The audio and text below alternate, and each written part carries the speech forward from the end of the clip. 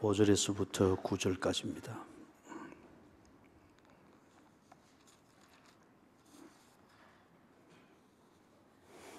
에베소서 6장 5절에서부터 9절까지입니다. 종들아, 두려워하고 떨며 성실한 마음으로 육체의 상전에게 순종하기를 그리스도께 하듯 하라. 눈가림만 하여 사람을 기쁘게 하는 자처럼 하지 말고 그리스도의 종들처럼 마음으로 하나님의 뜻을 행하고 기쁜 마음으로 섬기기를 주께 하듯 하고 사람들에게 하듯 하지 말라. 이는 각 사람이 무슨 선을 행하든지 종이나 자유인이나 주께로부터 그대로 받을 줄을 알미라. 상전들아, 너희도 그들에게 이와 같이 하고 위협을 거치라. 이는 그들과 너희의 상전이 하늘에 계시고 그에게는 사람을 외모로 취하는 일이 없는 줄 너희가 알미라. 아멘.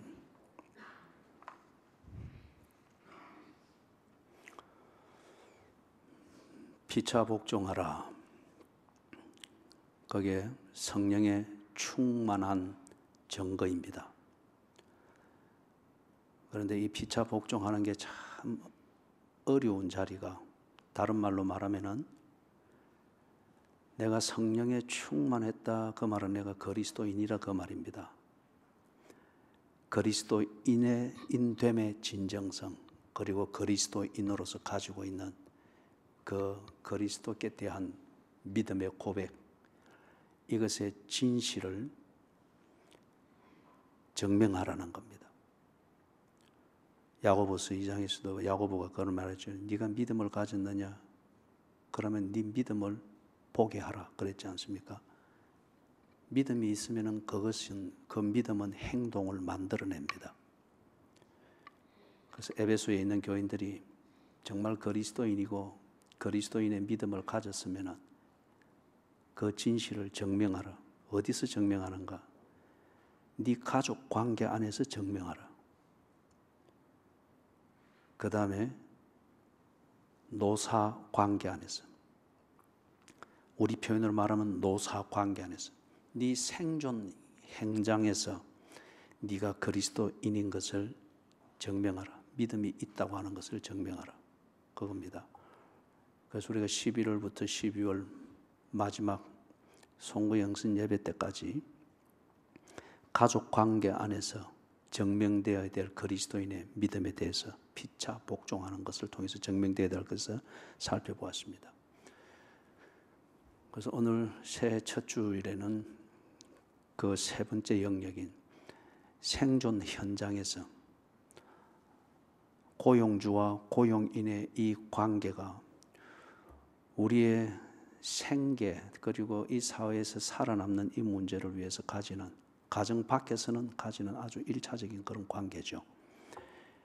그래서 여기에서 그게 그만큼 중요하기 때문에 그 관계를 이렇게 오용하고 저렇게 남용하고 그게 하나의 직업 윤리가 되고 관습이 되는데, 네가 그리스도인일 것 같으면, 그래서 그리스도인의 믿음을 가졌다고 하는 것 같으면 네 믿음이 관습, 그것을 초월해야 되지 않느냐. 그리고 그 관계를 가지고서 생존을 만들어가는 그 중요성과 절박함 때문에 모든 것이 통하는 그러한 관행, 그것에 좌지우지 된다고 하면은 네가 어찌 그리스도인이라 할 수 있겠느냐? 네가 어찌 믿음을 가진 사람이라 할 수 있겠느냐? 그걸 지금 5절에서부터 9절 사이에서 얘기를 그래 하고 있습니다. 그래서 그 당시에 지금 우리의 관계에서 노사 관계, 이것처럼 거기에 딱 생존 관계의 가장 기본이 되는 이 노사 관계에 비유할 수 있는 이것은 종과 주인의 관계입니다. 로마 제국 시대 때에 로마 제국이 카이사르가 정복을 쭉 이루고 난 뒤, 그 다음에 그 후계자인 아우구스투스, 황제라는 칭호를 가진 로마 황제로서는 제1대 황제죠. 아우구스투스, 원래 이름은 옥타비아누스입니다.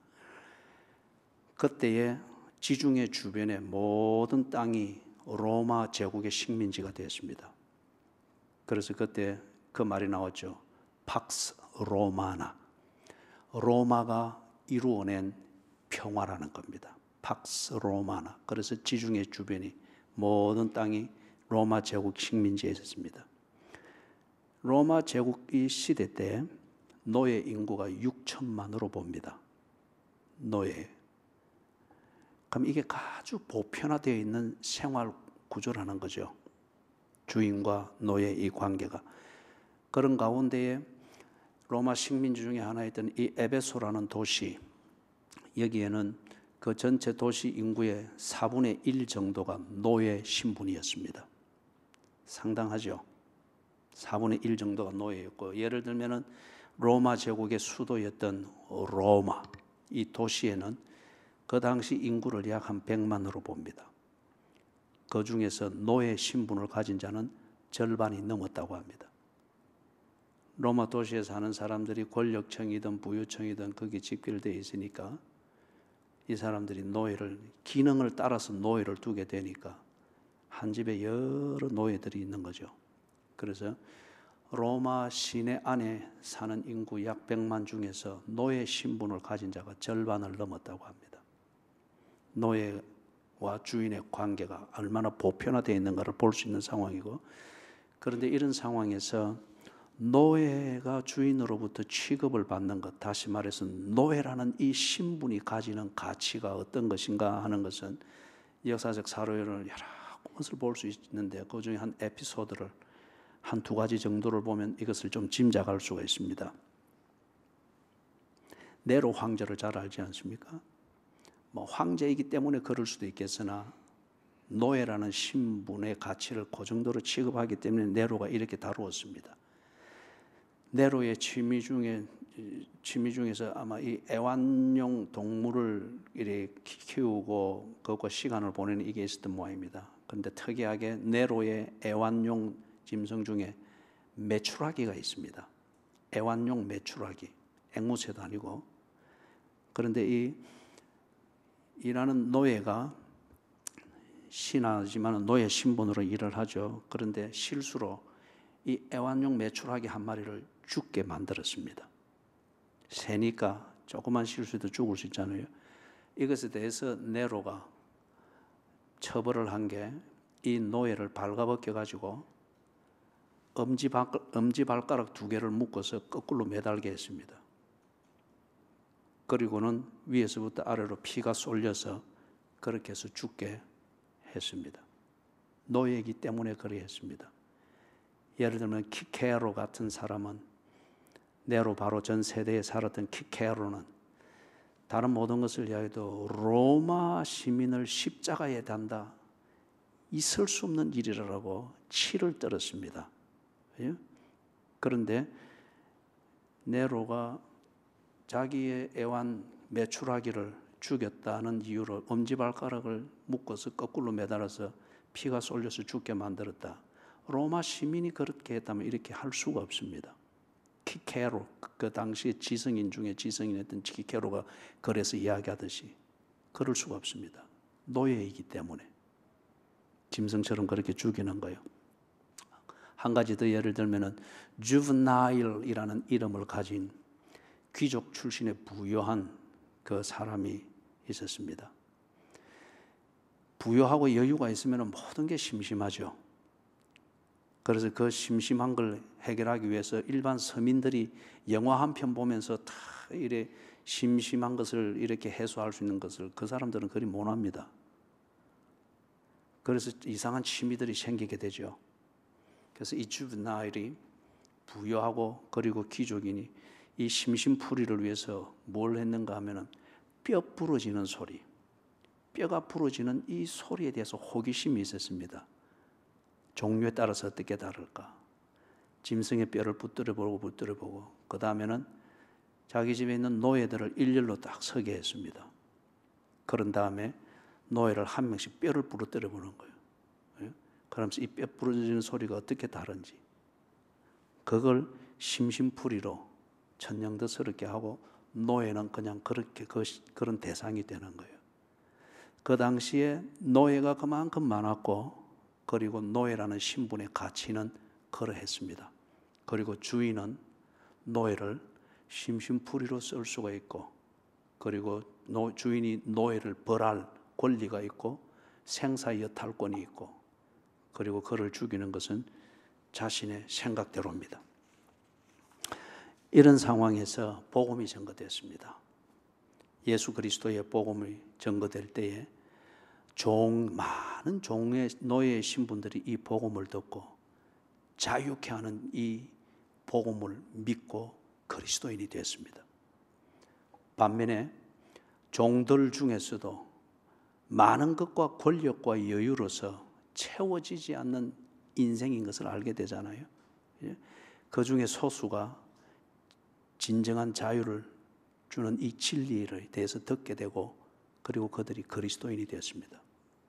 교회 안에 종들이 있고 그들을 부리는 주인들이 함께 공동체가 되었습니다. 반면에 사회생활을 하는 가운데서도, 또는 거기에 속해 있는, 종으로 속해 있는 그 가정에서도 주인과 종의 관계지만은 함께 그리스도인된 신분으로서 그 관계에서 만나서 사회생활을 하고 가정에서 똑같은 일상을 그리 지내는 겁니다. 그런데 그리스도인임에도 불구하고 그리스도인 되기 전에 몸에 배어있는 종놈의 근성, 그리고 아주 못되고 악랄한 주인의 근성대로 하는 거예요. 교회 안에서 같이 만나고, 그리고 그리스도인의 신분과 1대1로서는 하나님과 나 사이에 1대1로서는 하나님의 자녀인 것을 고백하고, 그리고 하나님의 뜻을 묻지만은 종과 주인이라는 이 관계 안에 있는 사회생활로 돌아가서는 여전히 종은 종이고 주인은 주인이고, 그래서 지금 바울이 권면하고 있는 거기에 암시되어져 있는 그들 몸에 배어 있는 주인과 종 사이에서 이루어지는 그 당연히 여김을 받는 문화, 그런 식으로 처신을 하는 겁니다. 그래서 그것에 대한 한 예는 야고보서 2장 1절에서부터 3절을 보면은 거기에 한 예가 나올 겁니다. 회당에 예배를 드리러 왔는데 종의 신분을 가지고 남루하게 옷을 입은 자가 오니까 너는 저기 아무 데나 앉아라. 그런데 주인 행세를 한 사람이 들어오니까 좋은 자리에 앉으소서, 높은 자리에 앉으소서. 그렇죠? 이게 그리스도인이지만은 그 사회에 쫙 배어 있는 주인과 종의 관계에서 당연시 여겨지는 관행과 관습과 문화, 이대로 행하는 겁니다.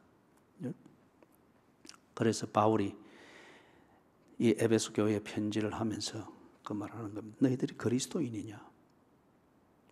정말 너희들이 믿음을 가졌느냐?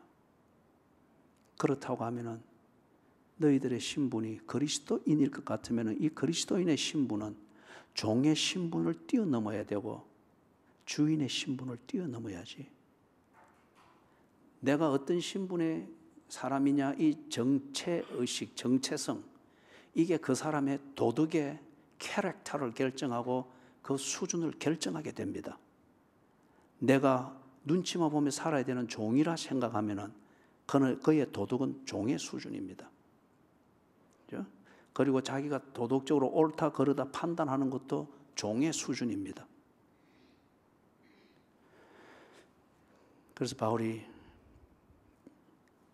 네가 정말 믿음을 가졌으면, 그리스도인의 믿음을 가졌으면 주인과 종이라는 이 무소불위의 관계, 여기에 생사여탈이 달려있는 것처럼 절대 생존의 근거처럼 여겨지는 이 관계 속에서 살지만은 네가 그리스도인일 것 같으면, 그리스도인의 믿음을 가졌다고 하면은 거기서도 너는 그리스도인이어야 되지 않느냐? 그 관계 안에서도 너는 그 믿음대로 살아야 되지 않느냐? 그걸 지금 말하는 거예요.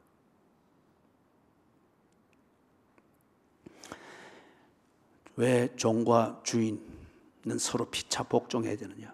그리스도인으로 살고 그리스도인의 믿음을 가지고 산다고 하면은 그것의 실천의 메인 캐릭터는, 본 모습은 피차 복종함으로 나타나야 됩니다.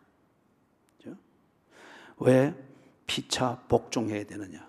대답은 이 본문에 따르면 간단합니다. 거기 보면 그리스도께 하듯, 그리스도인처럼, 그리고 죽게 하듯, 언제나 이것을 이야기할 때 한 단어는 뭡니까? 네가 그리스도인이라는 거예요. 네가 그리스도인이기 때문에 피차 복종하라. 그리스도인은 그리스도인처럼 행하는 사람입니다. 그리스도인은 하나님의 뜻을 행하는 사람입니다. 그리스도인은 하나님의 보상, 하나님의 인정을 바라면서 사는 사람입니다.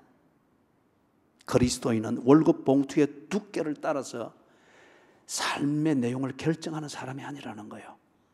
그게 보상의 전부가 아니고. 그러면 왜 이렇게 복종을 해야 할까? 무엇을 위한 복종이냐? 이것은 우리가 가정을 두고서 이야기할 때 계속 정리를 했으면 한 번 더 정리를 하면 그렇습니다.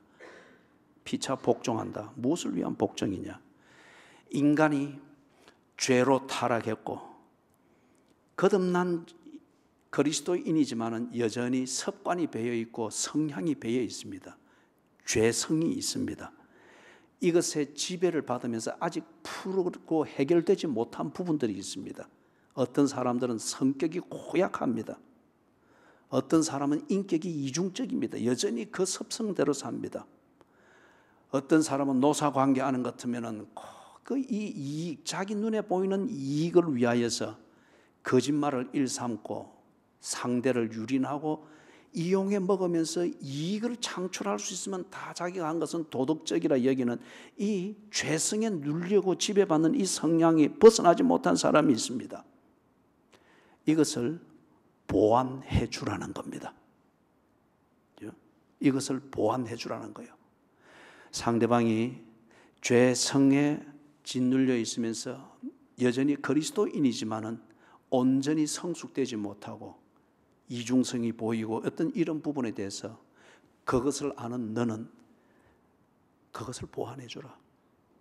그렇게 해서 하나님의 영광이 가리워지지 아니하고 너와 그의 만남, 이 관계가 가지는 그 목적과 고상함이 허물어지지 아니하도록 받쳐주라는 거예요. 옳다고 인정하라고 하는 것이 아닙니다. 상대의 부족함 때문에 목적이 어그러지는 것을 나의 복종함으로써 그 목적을 이룰 수 있도록 하라는 겁니다. 에베소서 1장에서 3장에서 말하는 교회론에 근거해서 이야기한다고 하는 것 같으면 하나님의 백성으로 함께 지어져 가기 위하여서 피차 복종하라는 겁니다. 그죠? 모난 부분을 다듬고 너무 날카로운 부분을 다듬고 어그러진 모양을 다듬어서 서로 벽돌이 마주하여서 딱딱 지어져 가듯이 종과 주인이 함께 그리스도인일 것 같으면 예수 그리스도를 머릿돌로 한 교회로서 함께 지어져 갈 수 있도록 깎여야 될 부분은 깎아져야 될 부분은 깎일 수 있도록 돕고 이렇게 해서 함께 지어져 갈 수 있도록 그게 피차 복종하는 것이라는 거죠. 그래서 이걸 현실적으로 이야기를 하면은 그런 거죠. 그게 구체적으로 어떻게 나타나요? 이게 명분으로만 되는 게 아니잖아요. 그 명분이 실제적으로 어떻게 나타나고 가시화되어져야 되는가? 종은 주인의 생산과 이익 창출을 도와야 합니다. 주인은 종을 위한 분배와 그리고 복지를 도와야 합니다. 종은 주인의 주인의 재산의 생산성을 돕고 이익 창출이 되도록 도와야 됩니다. 주인은 종과 공평하게 나누는 이 분배를 돕고 그리고 종의 모든 삶의 복지를 도와야 합니다. 이게 피차 돕는 것의 실천적인 내용이고 실제적인 상황이죠.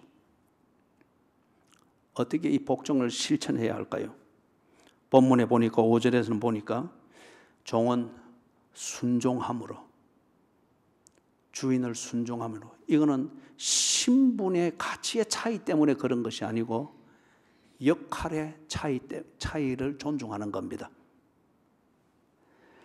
종은 주인의 오더에 대해서 순종함으로 복종을 하는 것이고, 그리고 상전은, 주인은 위협을 그치는 것으로서 위협하지 아니하고, 다른 말로 말하면은 5절에서 말하는 것과 같은 존경하고 두려워하고 떨므로 주인도 종에 대해서 그리 해야 된다는 거예요.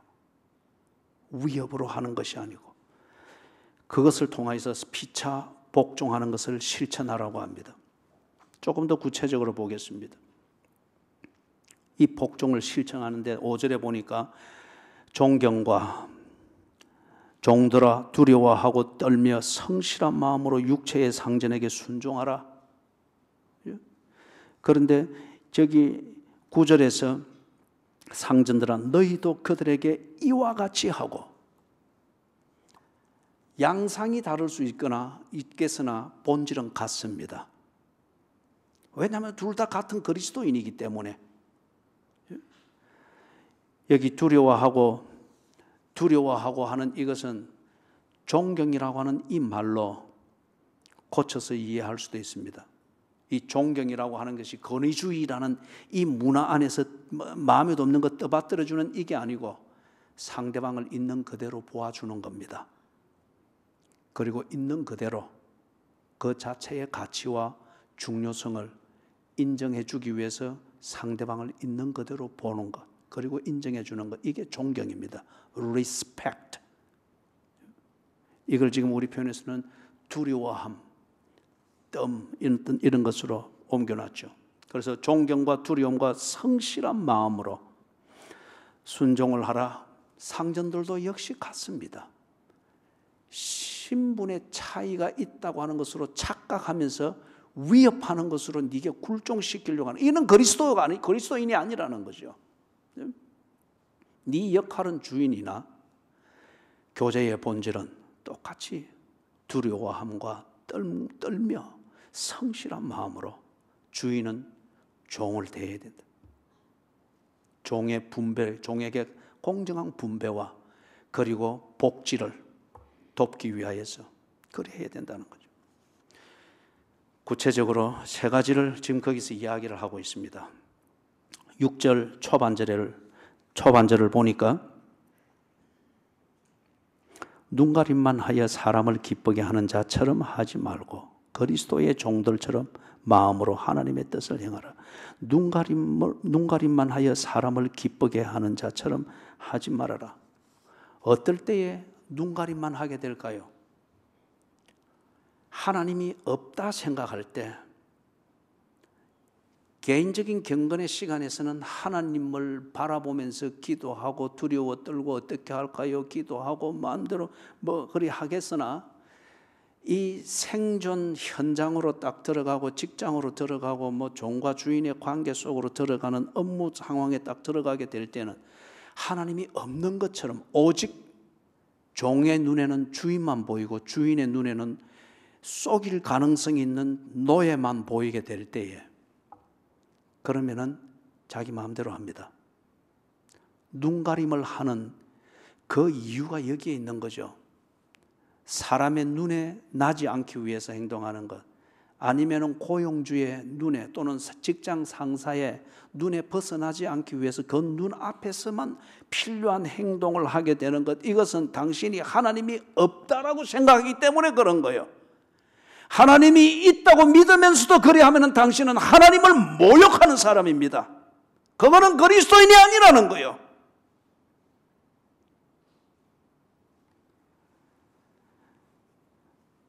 그렇기 때문에 나를 보는 직장 상사가 없고, 또는 내게 대해서 비판을 할 수 있고 어떤 내게 불이익을 줄 수 있는 입김이 센 노예의 감시가 없다, 그러면 지 마음대로 하는 거예요. 존경과 두려움과 성실한 마음으로 하지를 못합니다. 그리스도인은 우리가 예배를 드릴 때에 예배 의식 속에서 주어진 대로 주어진 순서에 도움을 받으면서 하나님을 대한 신앙 고백을 하듯이, 그죠? 그리스도인은 어디에서나 그리해야 합니다. 아무도 보는 이 없을 그때도 하나님이 보실 수 있는 분은 나 한 사람뿐이라고 하는 이것을 분명히 알고 그렇게 존경과 두려움과 성실한 마음으로 일관되이 처신하는 것이 그리스도인입니다. 그게 당신이 진정 믿음을 가졌다고 하는 증거입니다. 6절 하반절에서는 하나님의 뜻을 행하라 그래야죠. 하나님의 뜻을 행하는데 어떤 자세로 하나님의 뜻을 행하라고 합니까? 마음으로. 그런데 이 마음으로 한 거기에 앞에 각주 번호가 붙어 있죠. 1번이라 붙어 있는 거기에 밑에서 내려와서 보니까 어떤 말로 대체할 수 있다고 합니까? 목숨입니다. 퍼슈케이. 이게 어떤 의미인가 하면은 우리말로 딱히 옮기기 어려운 이 원어가 가지고 있는 개념입니다. 이거는 진정한 내 자아를 말합니다. 우리가 흔히 하는 말로 겉다르고 속다르다 그러지 않습니까? 그 속이라고 하는 그게 자기 자신의 진심이고 자기 자신의 본 모습입니다. 그런데 우리가 겉이라고 하는 걸 가지고서 사람이 나를 믿도록 만들잖아요. 예? 그래서 여기서 말하는 마음, 진정한 의미에서 목숨, 네가 마음을 다하고 목숨을 다하고 힘을 다하고 그러지 않습니까? 그때 말할 때 그 목숨이라고 하는 것은 겉으로만 뿜어낼 수 있는 열정이나 열심이 아니고 네 속이 뭐냐는 거예요. 속이 네 진정한 너의 자아가 뭐냐는 거예요. 진정한 네 모습이 뭐냐는 거죠. 천년덕스럽게 전능하사 천지를 만드신 하나님 아버지를 내가 믿사오며 그래 그 말을 뱉어내고 있는 너의 진정한 모습이 뭐냐는 거예요. 하나님의 뜻을 행할 때 종교적인 열정과 내게 배어있는 겉으로 앉아있는 배어있는 이 습관과 관습으로 하나님의 뜻을 행할 수가 없죠. 그러니 그 상황이 되니 가룟 유다는 가룟 유다로 드러났고 베드로는 배신하는 자로 드러났고 제자들은 다 벌거벗은 채로 도망가야 될 정도로 다 드러났잖아요. 그들이 열정으로는 예수를 섬겼으나 그들의 진심, 그들의 진정한 자아는 예수에 대한 계산을 하고 있었을 뿐입니다. 그래서 계산이 안 나오니 저주하고 맹세하여 가로되 나는 그를 모른다 하였노라.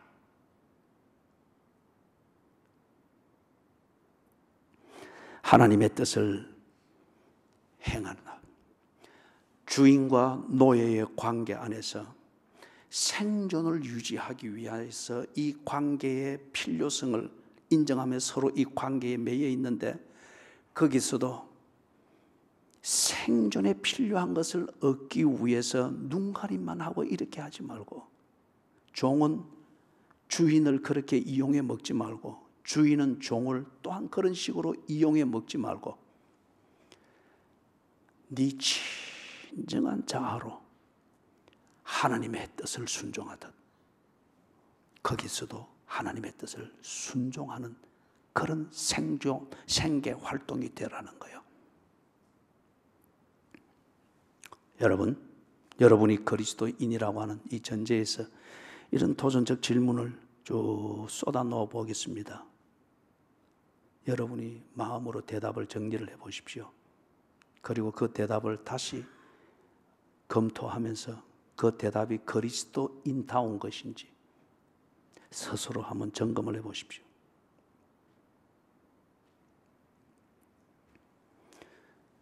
이 직업이 하나님의 뜻에 합당한가? 그리고 당신이 다니고 있는 그 직장이 하나님의 뜻을 순종하는데 적합한가? 많은 그리스도인들이 직장을 핑계대어서 언제나 하나님의 뜻과 자기 입장에서 저울질을 하고 있는 게 갈수록 많아지고 있습니다. 내가 선택해서 내가 다니고 있는 이 직장이 내 진정한 모습으로 하나님의 뜻을 순종하는데 합당한가? 아니면 걸림돌이 되고 있는가?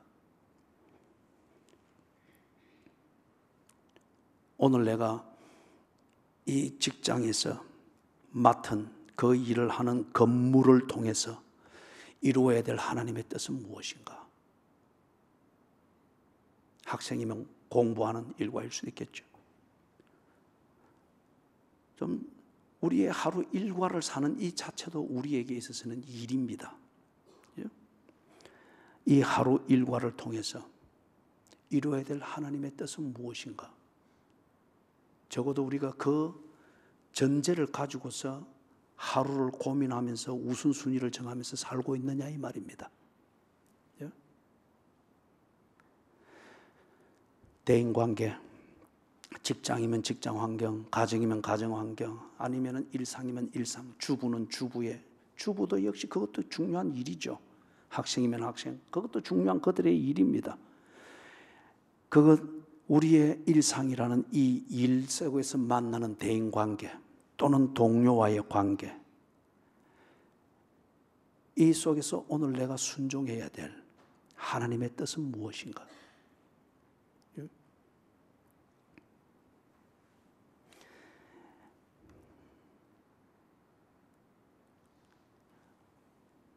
고용인의 입장일 것 같으면 나는 지금 이 일을 통해서 정직한 이익을 만들고 있는가? 내가 받는 월급은 내용이 정말 정직한가? 내 노동에 대해서 이것은 정당한 대가인가? 아니면 나는 내 고용주를 착취한 것이 아닌가? 아니면 부당하게 평가를 받은 것은 아닌가? 정직한 이익을 만들고 있는가? 사람을 고용해서 쓰고 있는 입장이면 당신은 정직하게 이익을 분배하고 있는가?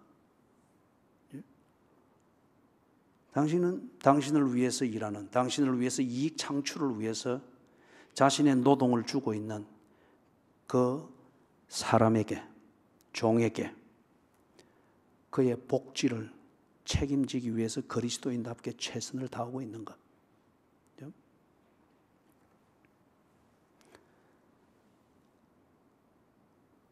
고용인으로서 고용주로서 만난 관계라고 하는 것 같으면 함께 교회로 지어갈 만한 그런 내용의 교제가 이루어지고 있는가? 그죠? 고용주가 고용인을 착취하면서 함께 교회로 지어져 간다. 가정스러운 얘기예요. 그죠? 고용주를 속여가면서 지 이익을 챙겨가고 눈가리만 하고 있는 이 직장인이 사장을 전도하겠다고, 사탄의 놀이입니다. 함께 교회로 지어갈 수 있는, 그래서 진정 그리스도인으로서 마음으로 하나님께 순종하는 중심으로 상대방에게 유익이 되고 있습니까?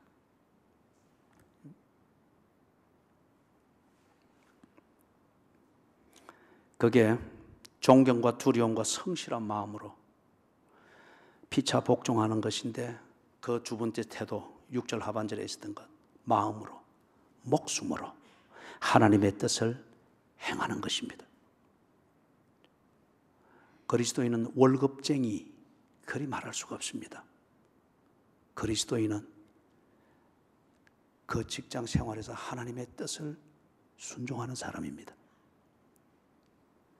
7절, 8절에서 피차 복종하는 것의 세 번째 실천의 모습을 봅니다. 보상 또는 인정은 하나님께 바라십시오. 처음에도 언급했던 것처럼 그리스도인은 궁극적으로는 월급 봉투를 보고 일하는 사람이 아닙니다. 젊은이들, 여러분들이 월급 봉투의 두께를 가지고서 이 사회가 이런 취업 저런 취업을 가지고 트렌드를 만들면서 출렁거리는 그 물결에 휩싸여 가서 같이 출렁거리면은 당신은 부끄러운 그리스도인이요.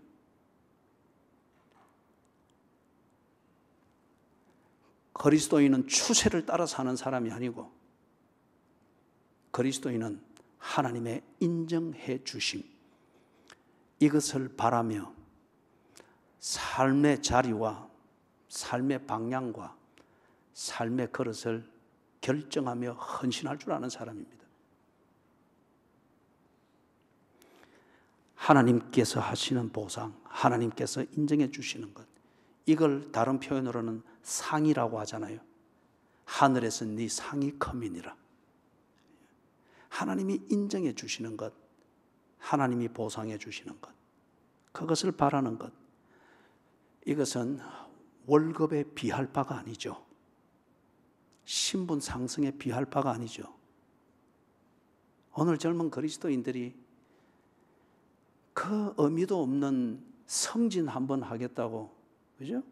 그 성진이 내게 어떤 필요가 있는지 생각해 보지도 아니하고 이미 경제학적 용어로 치면은 레드 존에 그냥 거기에 있어서 레드 존의 뜨거움을 느껴야 뭔가 지도 뭔가 하는 것처럼 느끼는 이 지극히 감정적인 걸 가지고서 의미도 없는 그 성진 한번 하겠다고 예수를 쉽게 판단 말이에요. 베드로의 그 배신이 겟세마네 동산에서만 있었던 게 아니고 그것은 한 샘플입니다. 언제 어디서나 종과 주인의 관계에서 지 필요가 채워지지 않는 그 위기가 느껴지면은 기꺼이 나는 그를 모른다. 저주하며 맹세하여 가로되 나는 그를 모른다. 그렇게 해서라도 내 자리를 지키려고 하고 누구나 다 아는 성진, 그것을 얻으려고 합니다. 하고 난 뒤에는 아무 의미가 없어요. 그렇기 때문에 자꾸 눈가림만 하려고 하는 거죠. 자꾸 필요 없는 스펙만 쌓아가지고 사람들 눈에 보기에 좋은 척 만들어나 실속은 아무것도 없는 거예요. 하나님의 보상, 하나님의 인정해 주심을 바랄 때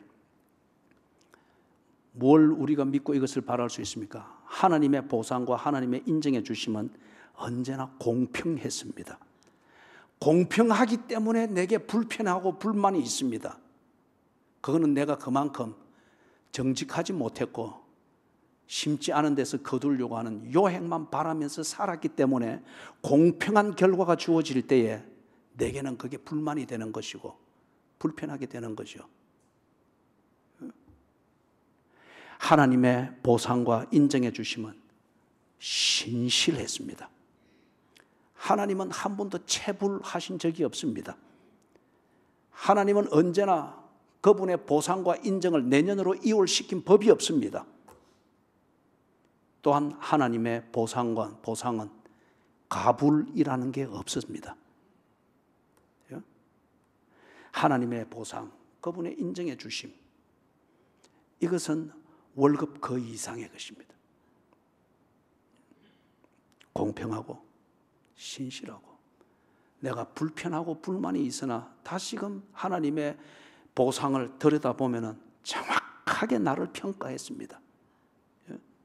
정확하게 나를 평가한 거예요. 그렇기 때문에 그 보상을 받고 게으른 자가 습관을 고치게 되고 눈가림만 하는 자가 성실하게 고치려고 진정 마음을 잡고 변화가 되는 거죠. 이걸 알 때, 그래서 하나님의 보상을 할 때 7절에서 말하는 것처럼 기쁜 마음으로 일할 수가 있습니다. 종과 주인의 관계에서 내가 종의 위치에 있던 주인의 위치에 있던 기쁜 마음으로 그리스도인으로서 그 사회생활을 할 수 있다는 거 하는 거예요. 여기서 기쁜 마음이라고 하는 게 뭡니까? 이게 뭐 고래도 춤추게 만든다고 하는 그런 사기성에 그걸 말하는 게 아닙니다. 부디 올해는 교회 안에서 여러분들의 교제 속에 고래도 춤추게 한다는 그런 종류의 칭찬, 격려 이런 걸로 사기치고 호리는 일이 없기를 주님의 이름으로 축원합니다. 사람을 벌떡벌떡 살아나게 만드는 그런 교제가 되어야죠. 시체를 아무리 꾸며도 그거는 시체입니다. 예? 살아있는 자는 꾸미는데 그렇게 시간 들이지 않습니다. 살도록 만드는 게 그게 진정한 성도의 교제에서 나누어져야 될 칭찬이고 격려입니다. 예?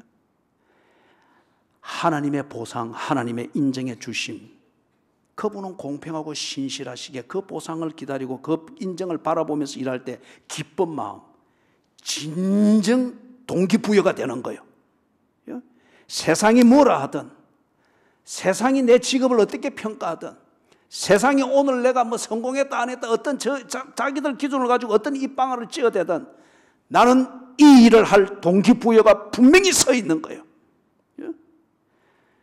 그리고 내가 처신을 해야 될 도덕성, 눈가림만이 아니라, 눈가림을 하니까 또 주인들은 언제나 CCTV를 달고 감시 카메라를 달고 일일 보고서를 쓰게 하고, 그죠?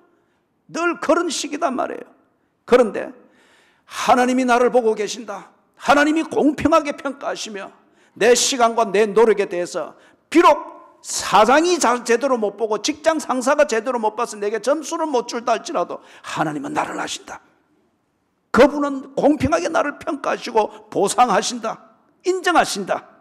이것을 분명히 믿는 그리스도인일 때 그에게는 직장의 환경이나 보너스가 줄 수 없는 그런 동기부여와 자기 처신의 도덕성의 수준과 기준이 딱 정리되어 있습니다.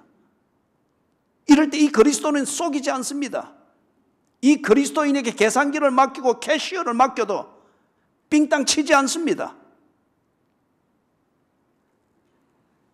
그리고 이런 그리스도인이 종이면은 주인의 생산성을 위해서, 주인이면은 종의 복지와 분배를 위해서 어떻게 해야 되는가, 이거 수치 따지면서 그렇게 두통 앓지 않고 하나님이 인정하시는 그 기준에서 분배를 하고 하나님이 인정하시는 그 기준에서 주인의 재산에 생산성이 있도록 무엇을 더 해야 될 것인가를 스스로 판단해서 하게 되죠. 옛날에 유럽에서 시장에서 가장 선호하는 인력이 있었습니다. 그 인력은 누구였는가 하면 모라비안 종파의 사람들이었습니다. 모라비안은 천주교 시계로 오도되어진 그 기독교로에서 성경에 근거해서 성경적인 신앙으로 돌아가는 이 몸부림을 치던 종교개혁의 결과물이었습니다. 그래서 그들에게 우리는 장로교로 하듯이 그들은 모라비안이라고 했습니다. 이 사람들은 성경에서 가르친 대로, 그리고 그들이 믿는 성경적 신앙대로 어디서든지 그렇게 자기를 관리하면서 맡은 일을 했거든요. 그렇기 때문에 아무리 악한 업주라 할지라도 일이 필요할 때 사람을 구할 때 모라비안을 1차적으로 찾았어요. 이 모라비안들이 그게 성경적으로 옳고 그 안에서 주인에게 그리고 함께 일하는 동료에게 필요하다면 자기 스스로를 노예처럼 팔아서 사탕수수밭에 가서, 아일랜드 사탕수수밭에 가서 또는 감자밭에 가서 함께 일했어요. 이들은 속이지 않았습니다. 이들에게 맡겨놓고는 우리 현대 표현을 말하면 주인은 몇 주일이고 비울 수가 있었습니다. 그래도 출고와 입고가 하나도 틀림이 없었습니다. 모라비안들이 있어요. 하나님이 보상하시고 하나님이 인정하신다. 이게 나의 월급이며 이게 나의 가치이며 이게 나의 보람이다. 이것을 아니까 그들이 그럴 수 있었던 거예요. 회사사 뭐 해외여행 보내주고 그 회사에서 뭐 격려차 보내주는 해외여행 그런 게 갔다 오면 다들 몸살하고 그러잖아요. 그죠? 그런 게 동기부여를 주고 그런 건 아니죠. 그리스도인 된 여러분들이 그런 생활을, 사회생활을 할 때 하나님의 보상, 하나님의 인정해 주심, 이것은 월급으로 대체할 수 없는 그 진정한 하나님의 주시는 보상인 것을 믿는다고 하면은 여러분들이 세상이 감당할 수 없고 고용주나 고용인이 감당할 수 없는 그런 동기부여와 처신의 높은 수준의 도덕성과 생산성을 일구어내는 헌신과 지혜를 가지고 뭔가 사회생활을 하게 될 거예요. 그게 여러분의 새해 그 내용을 바꾸어 놓는 비밀이지 않겠어요? 어려움이 있습니다. 에베소 상황 같으면은 이 말이 참 감동적이고 이리 하면은 꼭 공산주의의 그 매니페스토, 칼 막스가 매니페스토에 공산주의 선언문을 발표할 때처럼 들을 때 그게 바로 낙원이고 파라다이스처럼 들렸습니다. 그러나 열어볼 때에 장벽이 너무 많고 모순이 너무 많았죠. 그러나 그것을 풀 수 있는 대안이 없었습니다. 그러다 보니 언제나 전쟁이었습니다. 에베소 교인들에게 바울이 이 말을 할 때 이 말이 참 공산주의 그 선언문보다 더 분명하게 들렸습니다. 그런데 이것을 푸는데 어려움이 있습니다. 에베소 상황으로 치면은 종의 신분으로서 살아야 될 그 사회적 분위기가 있잖아요. 그 다음에 주인이 종을 위해서 복종해 준다. 그럴 때에 그 사회에서 이 주인의 신분과 위신은 말이 아닙니다. 이런 것을 극복하면서까지 그리스도인이기 때문에 피차 복종하는 주인과 종의 이 신분을 뛰어넘어 그리스도인의 교제로 할 수 있는가? 현실을 돌아볼 때 당장 월급 두께가 줄어들고 당장 사회생활에서 살롱에 가는 것은 고사하고 종처럼 취급을 받는 신분 격하가 눈에 보이는 거예요. 이것을 어떻게 극복을 할 것인가?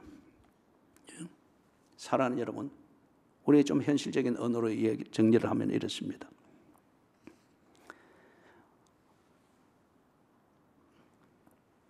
생존 현장, 이것을 절대 무시할 수 없죠. 기독교의 신앙은 무의도식을 가르치지 않습니다. 하나님의 은혜와 하나님의 축복은 절대 무의도식을 가르치지 않습니다. 그리 시냇가에 있으면 까마귀가 물어준다고 하는 것, 이것을 남용하지 마십시오. 당신이 엘리야처럼 그렇게 사는 것 같으면 하나님이 까마귀를 보내주실 수 있겠으나 당신은 절대 엘리야처럼 살지 않지 않습니까? 헤롯처럼 살고 싶어 하지 않습니까? 그러면서 한편 엘리야를 먹여주던 까마귀를 운운하고 있습니다. 그 도둑놈입니다. 기독교에서 말하는 하나님의 은혜와 축복은 절대 그걸 가르치지 않습니다. 울며 씨를 뿌리는 자는 기쁨으로 단을 거두리라. 생계활동, 이걸 절대 무시해서는 안 됩니다. 게으른 자는 굶어야 됩니다. 일하는 자는 열매를 기대해야 합니다. 생계활동, 그런데 문제는 뭐냐? 우리가 이 그리스도인들이 이 세상이 그리 만들어 놓고 특히 자본주의의 이 이데올로기가 그렇게 만들어 놓은 것처럼 이 생계활동을 생존 경쟁의 구도로 바꿔버린 거예요. 그리고 이 생존 경쟁이 되다 보니까 생계활동을 곧 전쟁터에서 누가 살고 누가 죽느냐, 이 전제를 가지고서 몸부림을 치는 이것으로 바꿔버렸습니다. 자본주의의 폐해입니다. 그러다 보니까 당연히 또 등식이 마련됩니다. 일, 직업, 직장, 이게 다 같은 한 줄에 꿰어버렸습니다. 분명히 이 세 가지는 개념이 다릅니다. 가장 큰 개념은 일이고 그 다음 개념은 직업이고 그 안에 포함되어지는 요소는 직장입니다. 그런데 이게 지금 우리에게서는 한 줄에 꿰어져 버렸습니다. 일, 직업, 직장, 이것은 곧 내가 필요한 수입을 만드는 수단 정도로 여기고 있습니다. 지극히 실용주의적입니다. 그러나 이 실용주의에 매몰이 되면서 정말 이것으로 만들어야 될 그리스도인일 것 같으면 그리스도인의 가치, 그 삶의 방향을 스스로 잃어버렸습니다. 내가 필요한 돈을 얻는 수단으로서 일, 직업, 직장을 한껏 뭉뚱그리 그렇게 평가를 하다 보니까 생존 현장에서는, 생계 현장에서는 동료는 없고 경쟁자만 있습니다. 그러다 보니까 고용인과 고용주의 이 관계, 우리 표현으로 말하면 노사 이 관계가 필요악의 관계가 됐습니다. 필요는 하지만은 그러나 서로에는 그렇게 섞일 수 없는 원수처럼 한쪽은 빼앗는 자, 한쪽은 빼앗기는 자라는 이 선입관을 가지고서 빼앗는 자와 빼앗기는 자의 이 구조 안에서 자기 몫을 철저히 챙기고자 하는 그 긴장으로 버티고 있습니다. 이 비극입니다.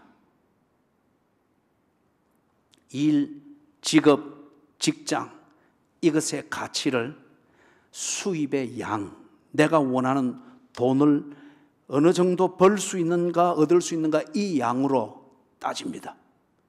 그래서 그 수입을 많이 받을 수 있으면 좋은 직장, 좋은 일, 할 일을 하고 있다라고 생각을 합니다. 정말 그럴까요? 지금 이 세대가 그렇게 만들어져 버렸습니다. 그러면서 인생을 행복하게 사는 길은 많은 돈을 버는 그런 많은 재산을 축적하고 여유 자본을 가지는 것이 인생을 행복하게 사는 길이라고 그렇게 여기면서 그러다 보니까 직업과 직장 또는 일을 선택하는 것, 그 다음에 그 직장이나 직업을 어떻게 생활을 하는 이 직업윤리 또는 노동윤리, 이것이 내가 벌 수 있는 수입의 양에 좌지우지됩니다. 우리 자신을 돌아보고 가정을 돌아보고 자녀를 또한 돌아보아야 되겠습니다. 목사로서 저는 교인들에게 이 내용을 늘 돌아보고 챙깁니다. 돈은 많이 벌지만은 여유 있게 사는 것 같지만은 당신이 그 돈을 벌고 그 여유를 부리면서 살 수 있도록 그 수단으로 삼고 있는 당신의 직업은 하나님의 뜻을 순종하는 직업이냐? 그 직장 생활은 당신이 정말 집사답게 생활할 수 있는 직장이냐? 왜 그 직장 생활하면서 늘 1년 내가도 구질구질한 변명만 하고 있느냐?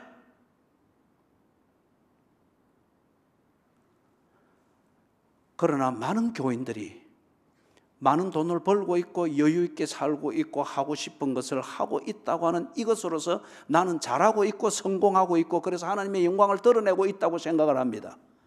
가증스러운 겁니다.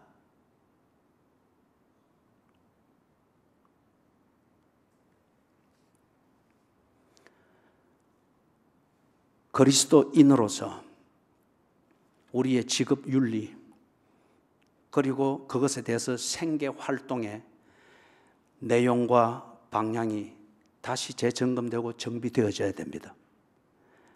분명히 그렇게 말씀을 했죠.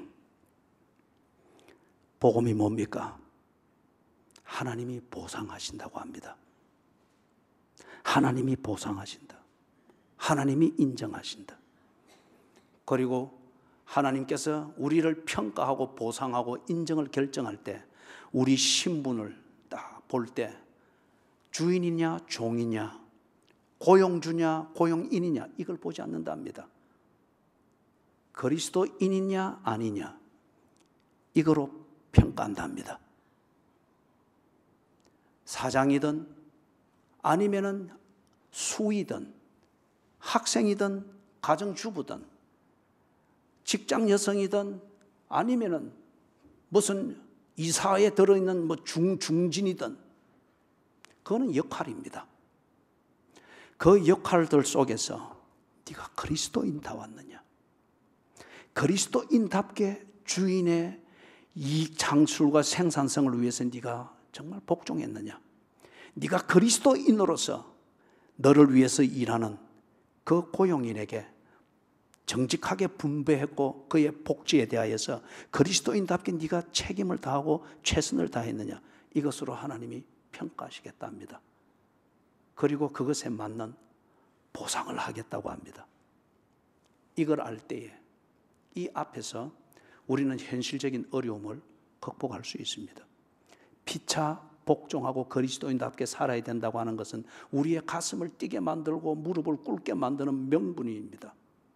이 명분이 우리의 실제 생활이 되고 올 한 해의 직장 생활이 되어지고 가정 생활이 되어지는 내용이 되기 위하여서 우리 스스로에게 동기부여와 도덕의 수준과 생산성을 판단하는 지혜를 가지기 위하여서는 월급 두께와 세상이 말하는 어떤 그런 체제 안에서의 어떤 신분 상승이나 어떤 이것을 먼저 보지 말고 그리스도인을 평가하는 하나님의 보상, 하나님의 인정해 주심,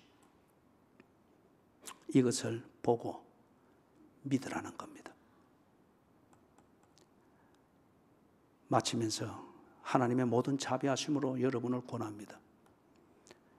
여러분이 여러분의 진정한 목숨, 진정한 모습, 그 진정성, 목숨이라 말하는 여러분의 진정한 모습, 그것으로 하나님의 뜻을 순종하는 직업이 아닐 것 같으면 올해 직업을 바꾸십시오. 여러분이 그리스도인으로서 집사답지 못하고 장로답지 못하고 권사답지 못하고 오랫동안 예수 믿은 사람답지 못하도록 직장 생활과 관련해서 늘 교회 생활과 신앙 생활에 대해서 구실한 변명으로서 넘어가는 직장일 것 같으면 직장을 바꾸든지 변명을 거치고 그리스도인으로서 직장 생활 바로 하시든지, 그렇게 해서 하나님이 주신 새해를 진정 복되게 살 수 있도록 실천을 하십시오. 기도하겠습니다.